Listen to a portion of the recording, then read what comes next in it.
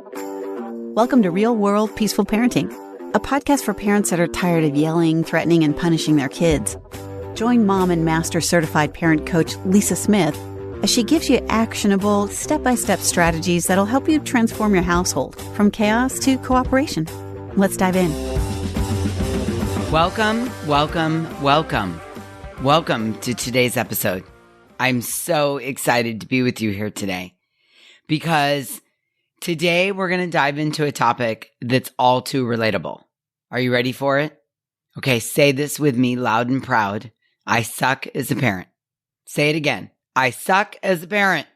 And don't worry, my friend, you're not alone. Today we're going to put an end to the pressure of being the perfect parent and instead embrace our imperfections.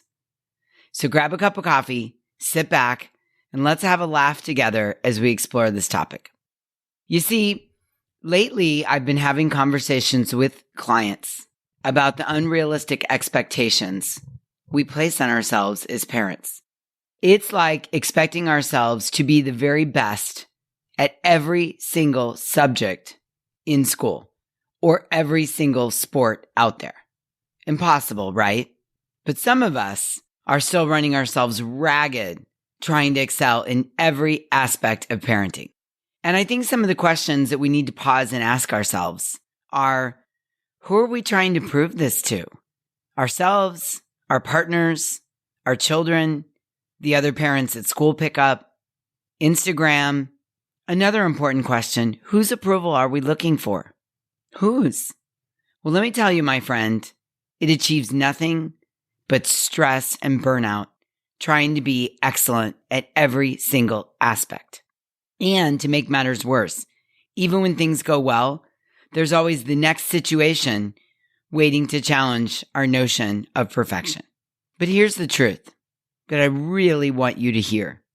Few kids can live up to these unrealistic expectations, either because, let's face it, kids are experts at acting up, at storming, at having their own set of feelings and needs, and at not being completely focused on pleasing you or performing. And the cost of all of this striving for perfection, the cost is we lose our ability to be fully present in the moment and regulated as parents.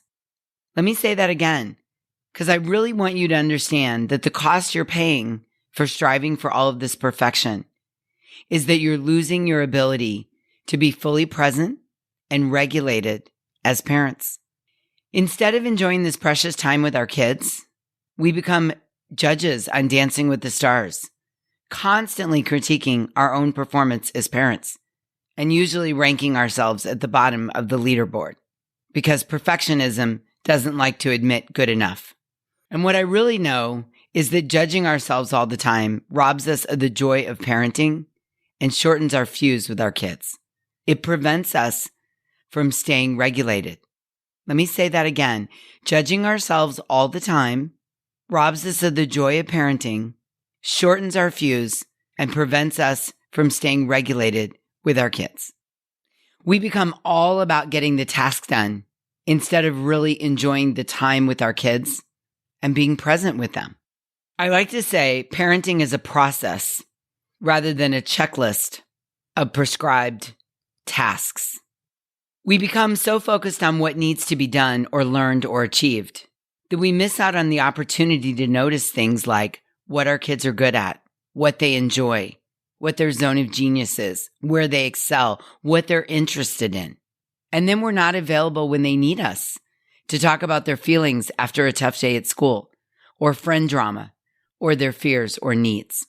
But guess what? As kids grow and prepare to go out on their own, they're not going to remember a clean house or your top 10 best baked goods.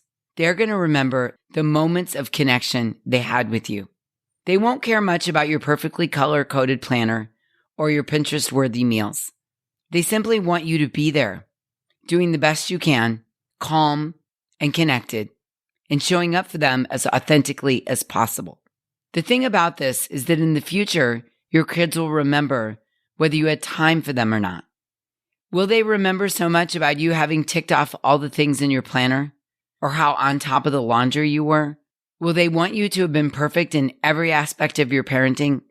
Or would they have just wanted you to have been there, doing the best you can, showing up for them as fully as you're capable of? Makes you think, doesn't it?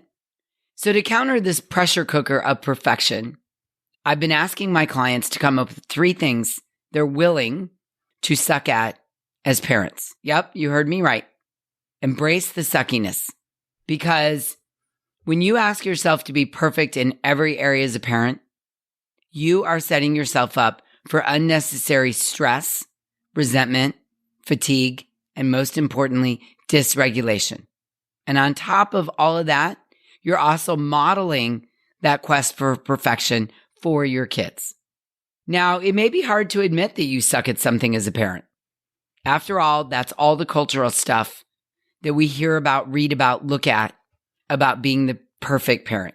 And it's been going on for decades. It started in the 50s with ads of those pretty women in their pretty aprons with freshly baked pies, and dads coming home in well-pressed suits with big smiles on their face. And if you want to even go further back than that, there's Mrs. March in Little Women being the model of perfect mommyhood, uncomplaining, and never taking time for herself. And then at the opposite end of the spectrum, the movie Bad Moms was meant to catch the eye, as that's not what our culture says moms should do or be or how they should act. And I want to be clear here. I am not asking you to say you're a bad parent. Nope, not one bit. I'm asking you to consider, what aspects are you willing to suck at? Because if you ask yourself to be perfect in every area as a parent, you're putting yourself under a whole lot of unnecessary pressure. And eventually, sometimes that pressure leads to resentment. Yeah? You feel that? I so get that. And I speak from experience on this. When I allowed myself not to be the perfect parent, when I allowed myself to suck at some of the things on the list of parenting, you know what happened? I felt more like me. I felt more regulated. I felt calmer. This is about acknowledging the areas where you're not willing to, or you don't have to, or you take the pressure off of yourself to strive for perfection, and really just letting yourself off the hook.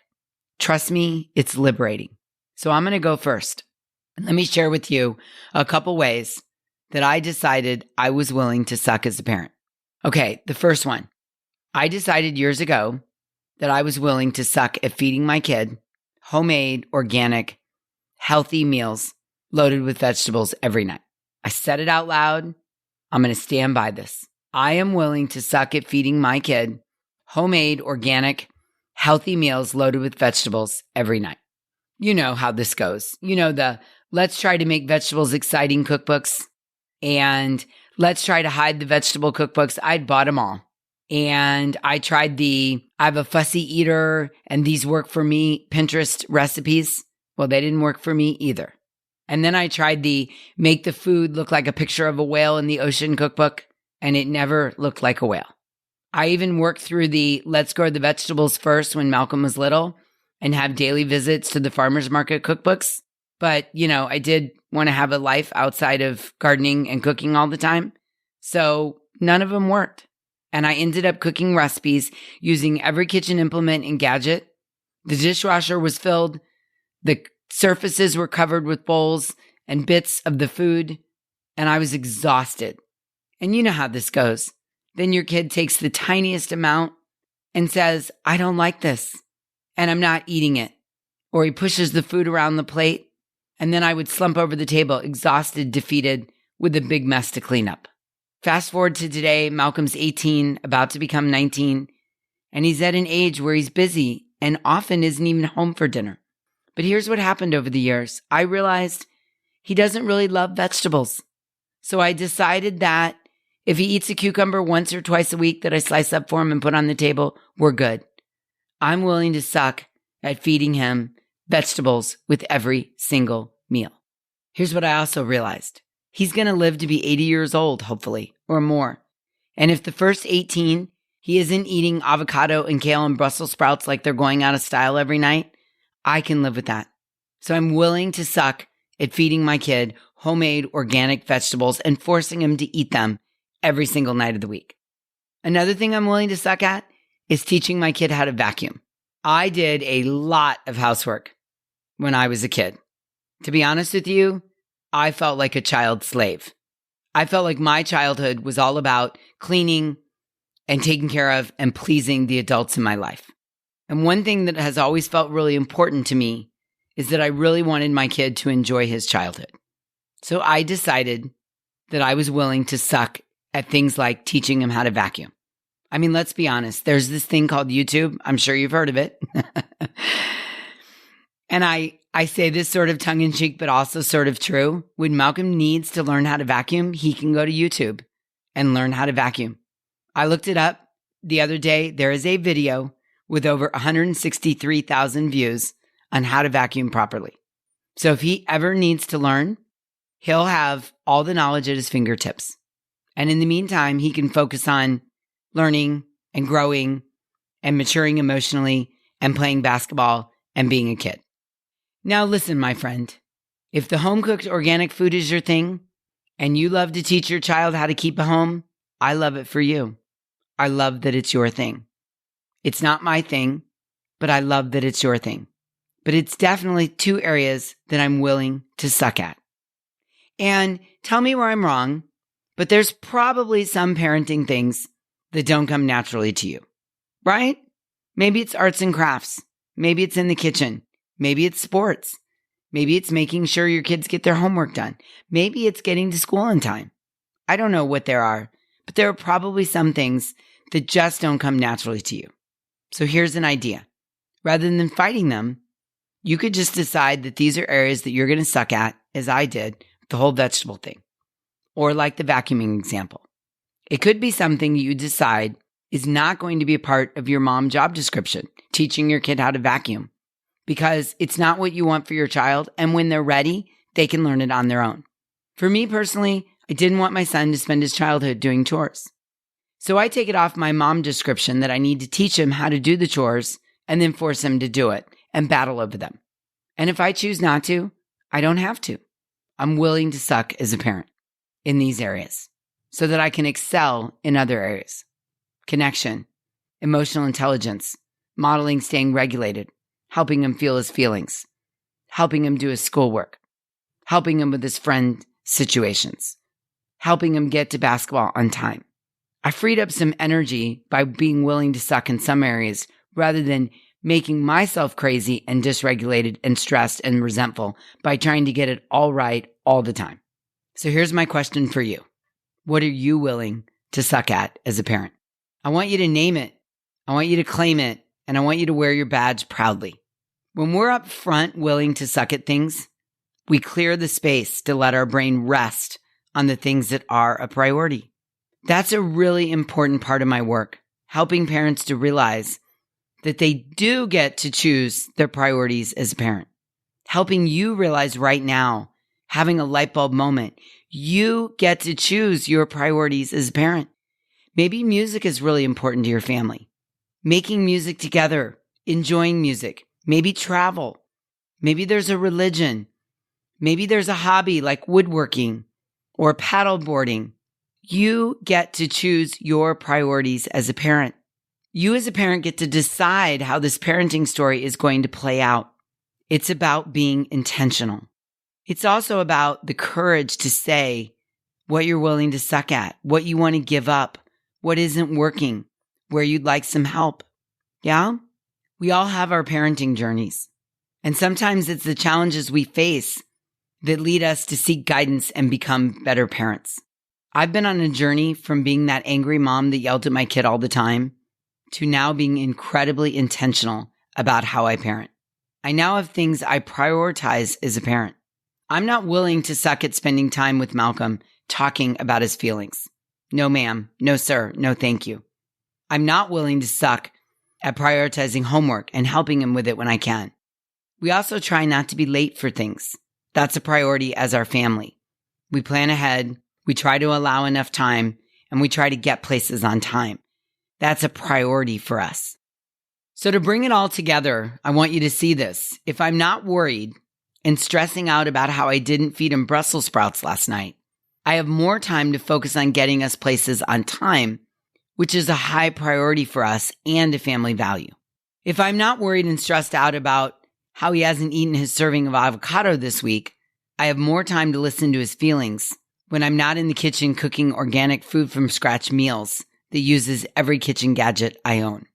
By being willing to suck in some areas, we can clear the brain space to rest on the things and focus on the things that are a priority for us. You see this? I love it so much. Okay, your turn. What are 3 things you're willing to suck at as a parent?